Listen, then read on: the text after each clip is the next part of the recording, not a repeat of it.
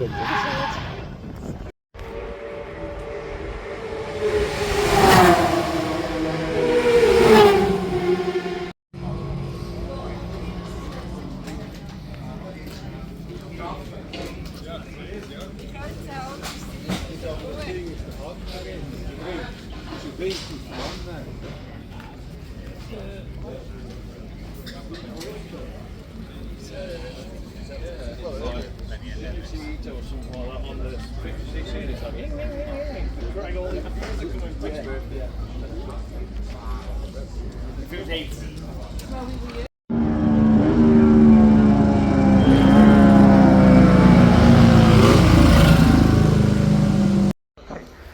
owns a Marcos.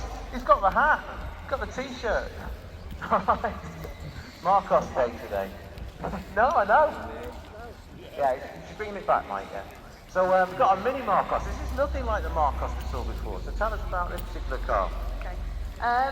Well, it's 1966, same year as I was born, but I've not been driving it that long. So this is from an old one from 1917. And a Jeanberg shifter. These are all sort of very sort of traditional, yeah, absolute period kind of correct kind of changes that people would make back in the day.